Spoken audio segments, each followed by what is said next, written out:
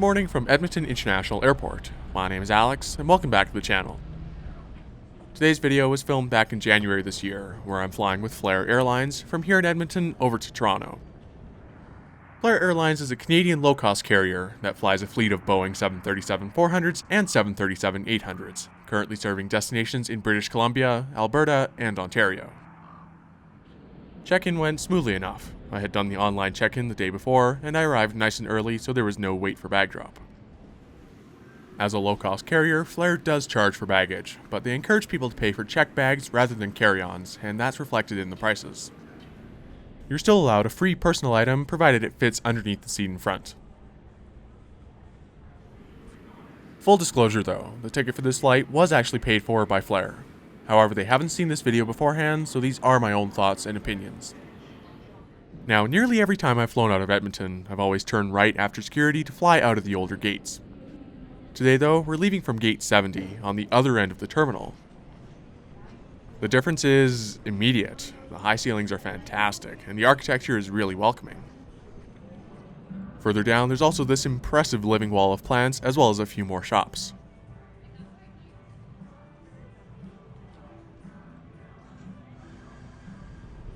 Edmonton International has a very linear design, so gate 70 is a bit of a walk, but there are some moving sidewalks after a certain point. Unlike another airport in Alberta did with their expansion, Edmonton got the seating area here just right. There's plenty of space to sit, but also enough for foot traffic to pass through easily. After a bit of waiting, our aircraft taxied in from Vancouver. This 9-year-old Boeing 737-800, registered as Charlie Foxtrot Lima Juliet. KL803, as Flair calls it, was originally delivered to Air Berlin in 2011, then flew in Thailand for a couple years, and eventually joined Flair's fleet in 2019. I've flown on this aircraft before, but it is arguably the nicest one of Flair's 3 737-800s, seeing as it's the only one with Boeing Sky interior. So, let's go see what Flair Airlines is like on this longer domestic flight.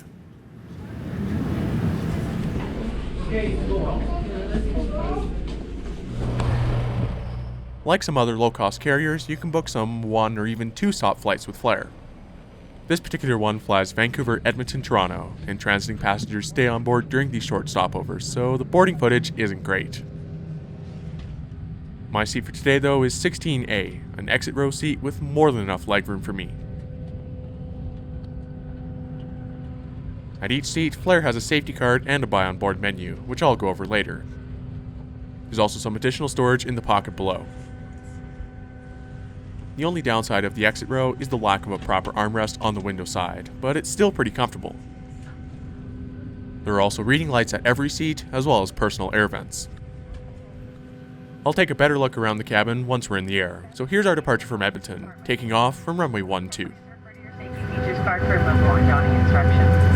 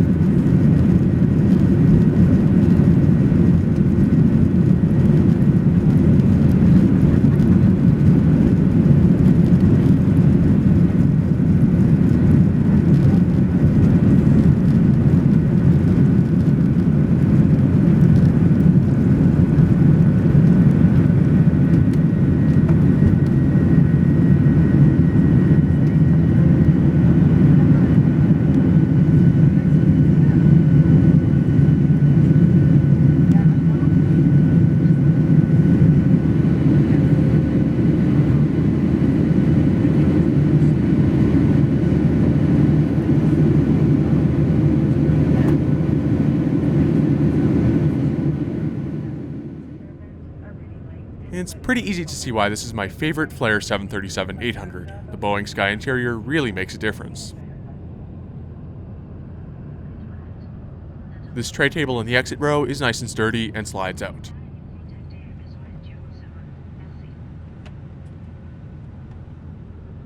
In the seat back pocket is a 737-800 safety card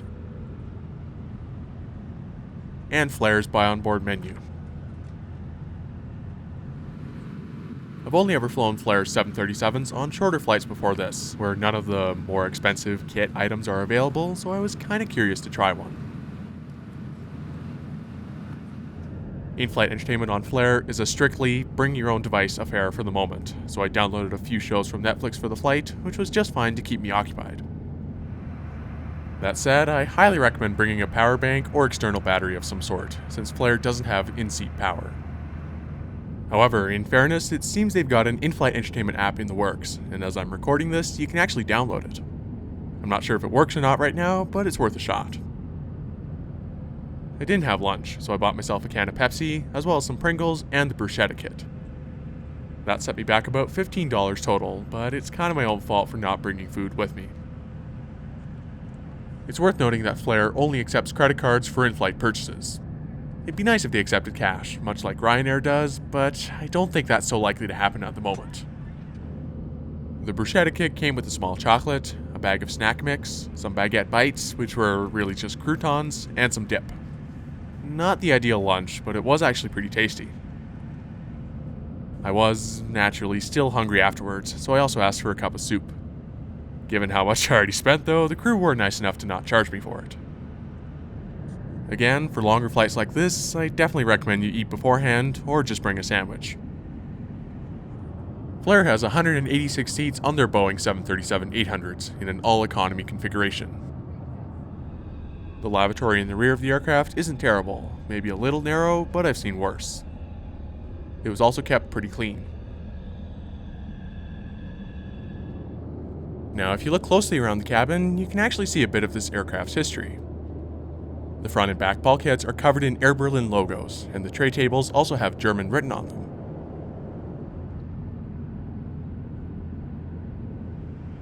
About an hour before landing, the crew came around again with a second in-flight service, but I didn't buy anything that time.